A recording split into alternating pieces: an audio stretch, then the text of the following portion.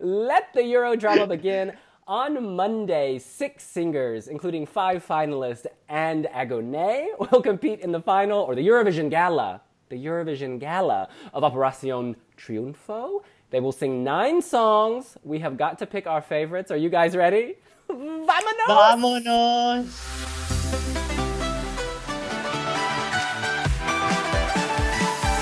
Hola, mi gucho musto. Hello, Spain. Hola, España. And to Jordi and Luis. Hi. I love these Spanish fiestas. You guys bring to life. This show, I gotta say, it's amazing. What a fun concept, taking Big Brother and X Factor, putting them together. We have nothing like this. And I can see why you guys are so into it, because you get to know the singer as a person, and like, it's emotional. It's a real emotional. It is. And I don't even speak Spanish, but I'm still like, wow. In any case, let's go around and give our top 3, starting with Jordi. Oh, I'm super excited. My top 3 is Aitana with Ana Guerra with Lo Malo. Tengo claro que no me voy a fijar en un chico malo, no, no, no. Afuera lo malo, no, no, no. Yo no quiero nada malo, no, no, no. En mi vida malo, no, no, no, no. And I'm super excited with this pop fiesta sensation that they are really serving it. But it's definitely not my top 3 because comparing it with other acts that are competing with this Monday, it's not as original as I would expect. You know, this style is really trending now in charts, but it doesn't really come up with something new. You know, it's like, it's not, you know, I really like Despacito and all these kind of songs, but they are really like not that original. But I really, really love the spirit of the song. I think they are serving pure fiesta and people will definitely love it. And I think Europe is actually expecting that because they love, you know, fiesta and fun. And definitely it's on my top 3. It's a song I will remember and I love to dance and I love to have fun. And Ana Guerra slays and I love her. So yes, it's a top 3 to me. So my number 3 is Aitana with Arde. Arde, arde, que arda bien el cuento del esclavo y su rey. I'm not really sold on it yet because I think it's a bit slow and it needs to be enhanced. It needs a lot more of production, but on the song, not on the stage. And I think just her with little things on stage would be great. I really think this too. I mean, and it's a bit more of I don't know. There's some kind of weird violins at the end. I think if they put that up a bit, it's going to be amazing. And I also really like the lyrics. I haven't really paid attention to them, but there are some great lyrics there. She talks about equality. She talks about breaking conventionalisms and all stuff, and I really, really like that. So yeah, it's my number 3. So in this selection, there's one song I really love. There are 2 songs I like. No, there are 3 songs I like. There are 3 songs I hate. And then there's the anthem. I won't talk about that. But We can't forget that, please. I mean, what were they thinking? My number 3 is also Lo Malo. Pero si me toca, tócame. Yo decido el cuándo, el dónde y con quién. Te voy a darme a mí una y otra vez. Lo que tanto me quité que para ti tampoco fue yo. This is a very Spotify-friendly track. It's riding the trend, like you already said. These 2 ladies sizzle. They're sassy. Put them together, it's like an explosion. I think it works. It feels natural to them. Like, they can do this. Take me to the club in Madrid, in Gran Canaria. Let's do this. You know, at the same time, it is unoriginal. And I worry that I feel like Spain needs to sing something very emotional or very original to do well. And this is like, it's just a little generic. It's fun. I would listen to this at the club, but it's just generic. We've heard it before. And I think that would be its undoing. Spain deserves better, but well done, ladies, for taking this demo and making it your own. Oh, can I just add? We are hearing demo versions. These things are evolving. Yeah. So, you know, because my first reaction was like, oh my God. But then I was like, wait, they can work on this. They can change this. There's lots of time. They are going to work on this, actually. And I'm sure the winning song will be redone in some way. Yeah. And they just heard them for the first time on Tuesday. So it's like, we're shooting this Friday, so just like 3 days to work on this. The So Academy things will get is a better. work in progress. Absolutely. Jordan, we go to your number 2. Okay, my number 2 is Aitana with Arde. Arde, arde, que vuelva a arder. Quien pierde la memoria por placer. And I think she's my guilty pleasure of this selection. With this song, she reminds me of Katniss Everdeen. She's like my warrior. It's like I can see fire everywhere from her. I want her. I actually can picture her in Eurovision with this Katniss Everdeen dress. It's like, yes, honey, yes. Actually, I love this song. I think it's just because I really feel connected with the lyrics, and when this happens to me with a song, I just get emotionally, merged with this song. It's just amazing. And it talks about, what Luis also told, and the differences between races. So it's a very deep and meaningful song. It's like, it is, crazy. And she actually performs and interprets the song very well. And that's what keeps me watching her all the 3 minutes. And I'm like, yes, honey, what do you want to burn? I'm going to help you burn whatever you want to burn. So yeah, it's my second option. So I'm going to switch things up a bit. My number 2 is Lo Malo. Yo voy lista pa' bailar porque tú hoy me has hecho rabiar. Y voy lista pa' bailar. Tengo claro que no me voy a fijar en un chico malo, no. And I'm actually very surprised to say this. I'm very surprised because at first when I first heard it, I was like, can we leave this? Like, this hasn't happened. This is not good. But then yesterday on the Pase de Micros, I was like, they're selling it. I was so happy to see them sell them because they have had some problems with the lyrics. They didn't believe at first in the lyrics. They didn't thought this kind of music was their thing. But yesterday they quite sold it, and I'm sure they're going to be super good on Monday. And it's actually, if there wasn't my number 1 in this selection, which I think is our number 1, like for everyone, I would actually pick this because it's fun. It's a kind of Latin song, and yeah, this is what we could expect from Spain on the year after Despacito. So yeah, I'm sold on this. If they sell it great, I'm buying it. Yes. So my number 2, and I'm looking at our poll results, and this song is not very high, but this song was my remedy when I was falling asleep. It is Ana Guerra, El Remedio, honey. Yeah. Yo voy corriendo para allá.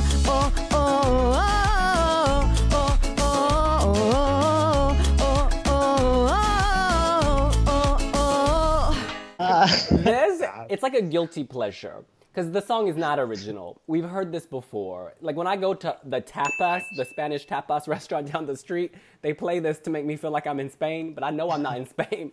It feels very cliche, but she is living it. She is having so much fun, even during that first clip. She's just, the woman has salsa in her pants. She's like, there's fire. No hay por qué llorar. Yo tengo una medicina de corte natural. And it makes me like it. So I don't know if my vote is for her or if it's for the song, but I just think it's fun. I don't think it'd do well at Eurovision, which is why I don't want it to go, because it's so cliche, and I want Spain to do well. But yeah, well done, Anna. You lit my fire. I'm going to download this track. Once it's out there, I'm going to pay 99 centime, and I'm going to get it. Merci beaucoup. Gracias. Jordi, it is time for your number 1. Oh, yeah. Okay, my number 1, I think, is maybe you're also number 1. It's definitely Amaia with Tu Canción. Siento que bailo por primera vez. Eres el arte que endulza la piel. It's magic with capital letters. Magic. I think it's magic in every sense. It's pure love, and I think the chemistry about this performance is definitely what it keeps me into it. Like, the song is nice, I love the song as well. I think it's amazing and beautiful. I just wish they could, serve more explosion in the end. Like keeps building more and more and more in the very end, because it keeps building. But in the end, I'm like, gosh, I'm missing something here. But the magic and their chemistry, and it feels real. It is real. So it's amazing. And I think in Eurovision, they will love a duet. And it's been ages since Spain last sent a duo. So I'm very excited. Well, they are also my number one.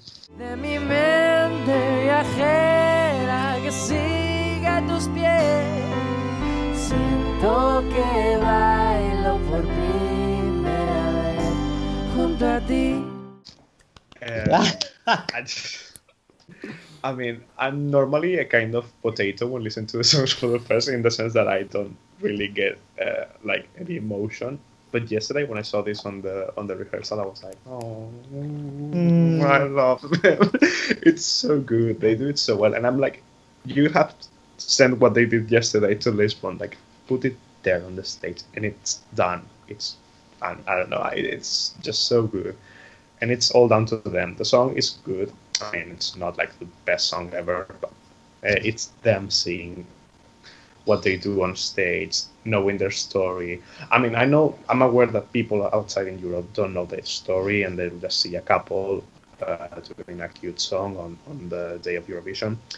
But I don't know. I mean, they can tell their story in 3 minutes. And even though it's in Spanish, I think it crosses borders, and people would really get behind this. So, yeah, this is my favorite. I mean, it's the best chance that Spain has to do well in Eurovision, I would say, in all the century. Oh, wow. Because we're 18 years, but yeah, it's the best one we've had. So I don't speak Spanish. I don't know what they're saying to each other. But when they talk to each other, her face changes. He changes. His character changes. There's some kind of spark and fire. And you don't need to speak the language or hear the words to understand that. That is point one. Oh, and by the way, it is my number one.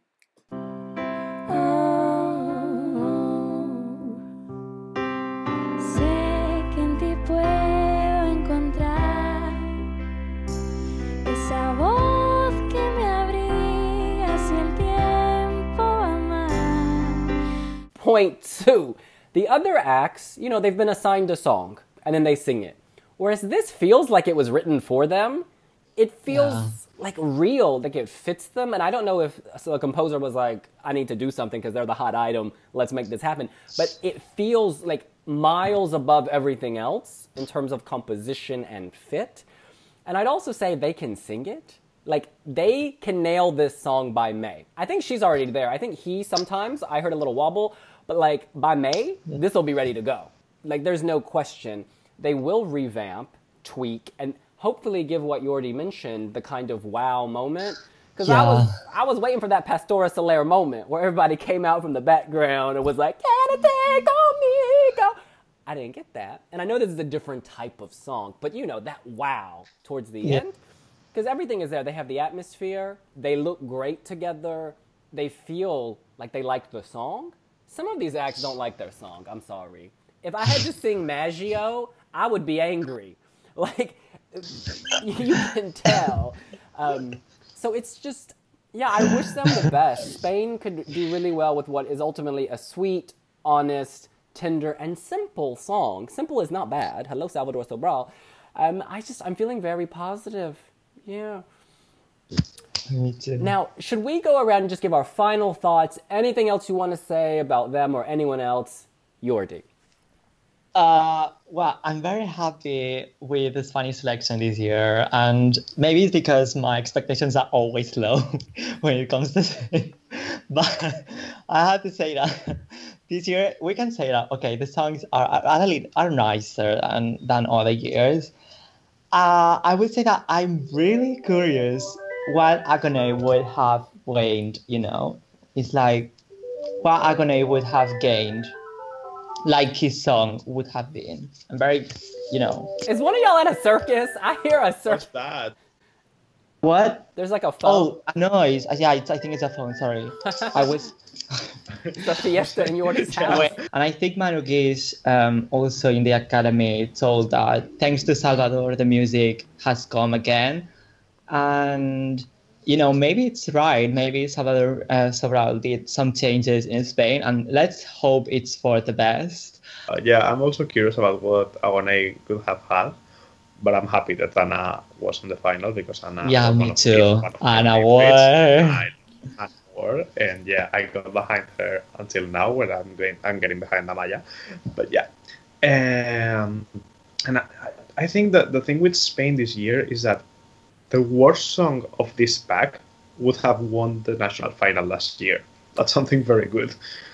I mean, that's something that it's a very good sign. And yeah, the thing is that I think it's both Salvador Sobral winning and then Operación Triunfo coming back, and like the whole country is behind this show. Like it's getting a lot of attention that no other show have gotten in a long time. So yeah, the people are like, the problem here is that there's also super high expectations, and I'm not sure, for example, if Alfred and Amaia end going to Eurovision, I'm quite certain they could hit the top 10, but I don't think they will win.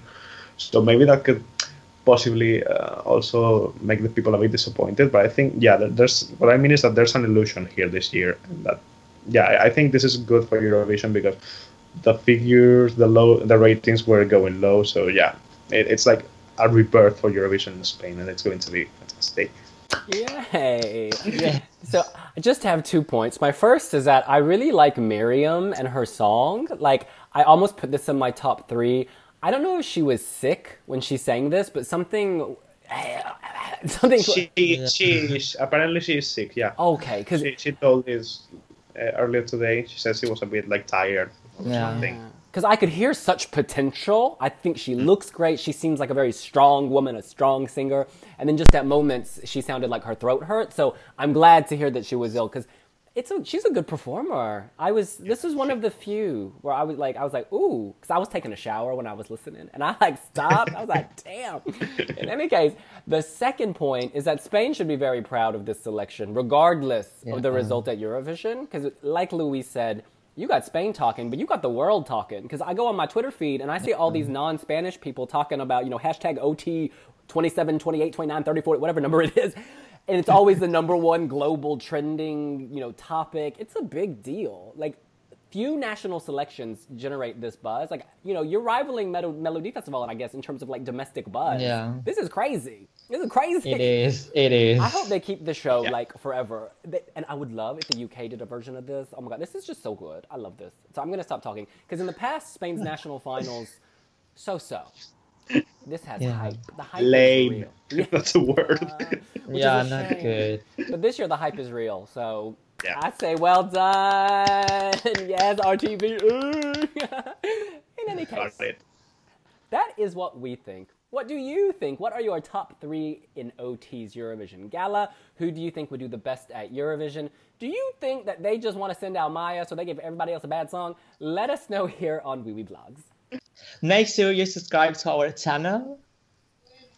And give us a like, comment, and tell whatever you want to tell. Yeah, do all of it. See you later. Bye. Bye. Adios.